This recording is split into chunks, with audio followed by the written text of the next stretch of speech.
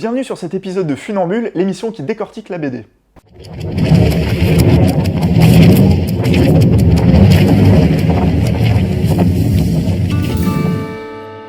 Pour cette vidéo, une BD dont on a beaucoup parlé en 2016 et dont on parle encore en 2017, car elle est sélectionnée au Festival d'Angoulême qui se déroule du 26 au 29 janvier, L'homme qui tua Lucky Luke par Mathieu Bonhomme. On ne présente bien sûr plus Lucky Luke, le fameux cow-boy solitaire créé par Maurice en 1946 et repris depuis par une flopée d'auteurs jusqu'à un total de 77 albums.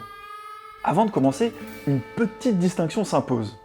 Avec cet album, on a un pastiche, à ne pas confondre avec la caricature ou la reprise. La caricature, c'est bien sûr l'exagération des défauts du sujet pour faire rire, ce à quoi s'amusait d'ailleurs Maurice. La reprise, c'est ce que fait par exemple HD, en reprenant le dessin de Maurice à l'identique. Quant au pastiche, c'est l'imitation du style d'un auteur, à ceci près que le lecteur doit se rendre compte qu'il y a imitation, alors que dans le cas de la reprise, le lecteur n'est pas censé voir qu'il y a imitation.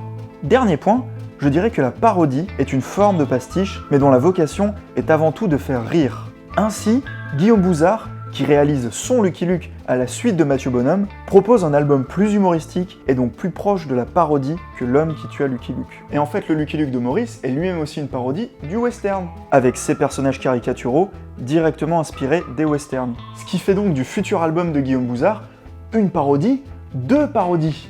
Mais je m'égare. Ceci dit, la grande question en ouvrant l'album, c'est comment le Lucky Luke de Mathieu Bonhomme va exister au sein du Lucky Luke légendaire de Maurice. Ce qui veut dire plein de choses.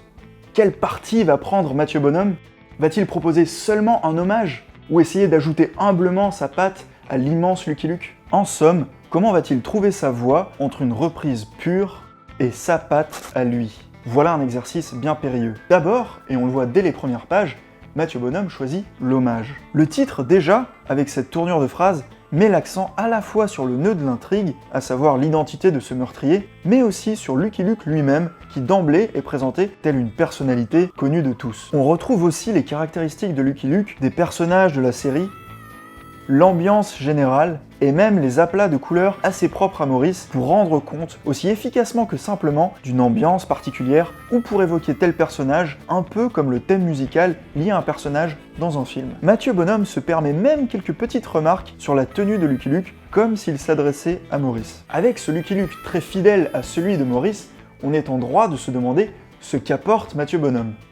Qu'est-ce qui différencie son Lucky Luke du simple exercice de style? Déjà, bien entendu, c'est le dessin, clair et pur, qui m'a plusieurs fois fait penser à la ligne claire et qui est bien plus réaliste que celui de Maurice, à l'origine inspiré des cartoons américains. Avec ce dessin, on a une mise en scène et une science du mouvement et de l'espace vraiment parfaite. Il n'y a rien qu'à voir la toute première page, tellement impactante avec cette détonation meurtrière, puis cette présentation discrète du décor et des protagonistes grâce à ce long zoom jusqu'à cet événement si puissant. Non pas seulement un meurtre, mais le meurtre d'un personnage auquel tout le monde est déjà attaché. Avec ça, honnêtement, difficile de ne pas tourner la page. Mathieu Bonhomme fait partie de ces auteurs qui arrivent à faire exister en toute fluidité un espace complexe et en mouvement avec les cases plates et immobiles d'une BD. Regardez par exemple cette rencontre entre Lucky Luke et les frères Bone, représentants de la loi à Froggy Town.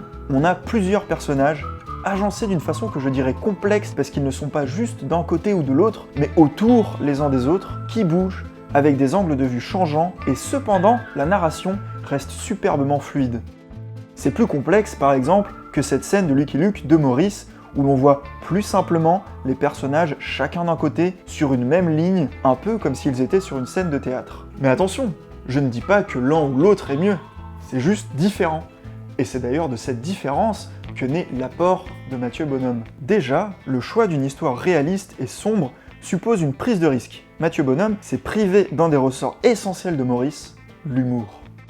Ensuite, même si au premier abord, l'histoire ressemble à une aventure classique de Lucky Luke, le dessin réaliste pousse à une histoire elle aussi plus réaliste et plus sombre que ce qu'on a l'habitude de lire pour le cow-boy solitaire. Comme l'indique le titre, il est question d'un meurtre. Il y a aussi un père qui bat ses enfants, un alcoolique sur le point d'y passer, et une violence beaucoup plus crue que les dessins humoristiques de Maurice. Imaginez une telle histoire avec le graphisme habituel.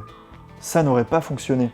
Avec ce dessin réaliste, finalement, Mathieu Bonhomme nous glisse, à notre insu, des indices sur le contenu de son album. L'information va tranquillement faire son bonhomme lol, de chemin en nous, conscient ou non, jusqu'à nous faire accepter sans accroche des images pourtant assez violentes. Et c'est ça la magie de cet album.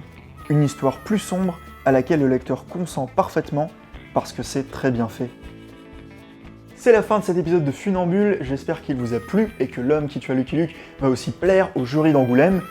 Voilà, n'hésitez pas à vous abonner, à liker et à partager la vidéo. À bientôt.